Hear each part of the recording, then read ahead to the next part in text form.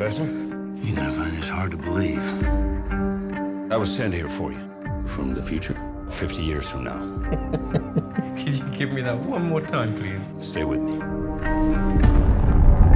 In the beginning, the Sentinels were just targeting mutants. And they began targeting everyone. They've come a long way to guide us, to bring us together. The X-Men. We need your help. Tell whoever it was that sent you, I'm busy. The person who sent me was you. Hugh Jackman, thank you so much for taking the time to talk to me today. How are you keeping? You're good? I'm great, man. Thanks for asking. Great. Good on you. I was doing a little bit of research into this, and did you know, come this film, you've now played Wolverine more times than Sean Connery has played Bond? No, I did not. So you're getting up there in the actor playing the same character the most times. Really? So what is it for you coming back for different tones and shades and new ways Well, to there's enjoy got the to same be character? there's got to be different ways to take the character. I'm always looking for that and pushing for that. But the writers, Simon Kinberg, who wrote this brilliant script, was also aware of that because he's been in every movie. So no one wants to see the same thing twice. Nobody, and no one wants to play it the same things twice. But I've got to tell you, from the moment I heard this idea, I was in. I actually signed up for this before I read the script. I didn't tell them that. In my heart, I signed up for it because I just knew it was such a genius conceit for the movie. And this idea, way of bringing all these actors together to play the same roles. And, it was Matthew Vaughn who originally rang me, who had still has a story credit. And then Brian Singer coming aboard. So in every way, this was one that I was going to do. Yeah. I mean, it was Brian, the old cast, the new cast, one of the greatest ensembles, and it just happens to be a really, really brilliant script. It's 10 years, more than 10 years now since Brian Singer was in the director's chair of the X-Men franchise. Have you noticed a change in him, in his directing style? Or Yeah. Well, I got to say, it had a similar feeling in a way to X-Men 2. Mm-hmm. X-Men 1, there was so much anxiety over the genre. There wasn't a genre. A lot of been money spent with a lot of unknown actors in a very untested sort of genre. Yeah. It worked. It exceeded people's expectations. The script for X2 was so strong. Brian was, confident, and they let us make that movie. And it felt very similar in that way. We had a great script. Brian was there, an incredible cast, and the studio kind of just let us make that movie. And the difference I see in him is even more confidence to push the comedy as well as the emotion. It's a very fine line to get. And on X-Men 1, the thing that was mainly worrying Brian, if I get it right, I mean, you should speak to him, but was anchoring it in some kind of believability, both for the character journeys as well as the world. He was constantly showing articles like saying, evolution, we somehow arrogantly assume we're evolved. We always talk about evolution. We started as monkeys or whatever, single cells, monkeys and apes, and now we're humans. Yeah. He was like, who's to say this is the end? Or we don't use 80% of our brain.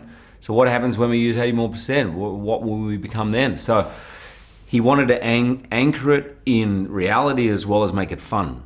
And I think you saw in X-Men 2 and even an expansion of that, and in this even more so.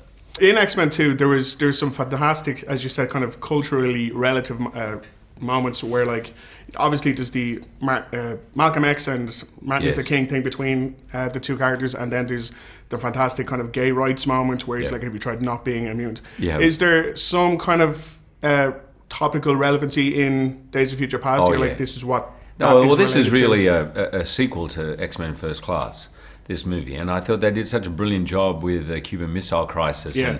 And, imagining that. And then now we're in the 70s, and there's a lot of references to things. I mean, Vietnam, as you can see in the trailer, and there's some other surprises that I don't want to give away, Nixon. But there's a few really cool ideas in there that are rooted in reality and actually make it really fun, I think.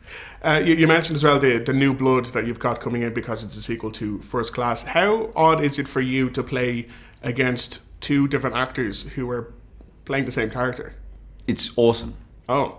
It's so awesome because of who the actors are. Yeah, well, yeah. And also where the characters are at when I meet them. So it's so great to imagine what the Professor Xavier character would be like when he's younger at the lowest point of his life, where he actually wants nothing to do with mutants, with the world of X-Men, or he doesn't even want to be called Professor, nothing like that. So I would love to see Patrick play that as well, you know. But to see someone like James inhabit that, to see the two of them together in that scene, it's mind-blowing. It's awesome. Just a final question: from the ground level, from an actor, Bryan Singer had said that the action has been like ramped up significantly for this and potentially for Apocalypse as well. From the ground level, what is it like working on the huge scope for an actor? It's so great. I actually think it's getting easier for actors. The technology is getting more confident and more able to use real elements. So there's less sticks with tennis balls, and there is green screen, but it's more adding on to, and so there's a lot more real elements, I found. I mean, the difference in this is the first time I've worked with 3D cameras, actually shot in 3D cameras. I've been in 3D before, but it's all been conversions. So the action in this was all shot 2D because you can do more with a camera, but it was quite different. It took a little while to get used to those 3D cameras because they're massive. You know, they're really big. So sometimes something as simple as eye lines can be a tricky adjustment. Fantastic. Hugh Jackman, thank you so much. Pleasure, man. Have a great day, buddy. Thank you. This is gonna be fun.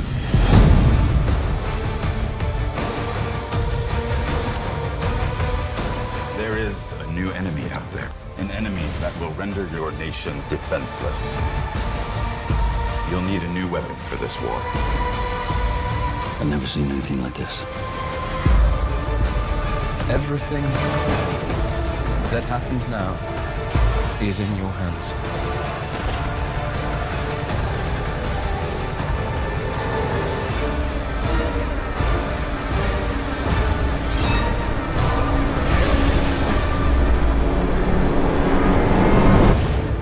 In the future. Do I make it? No.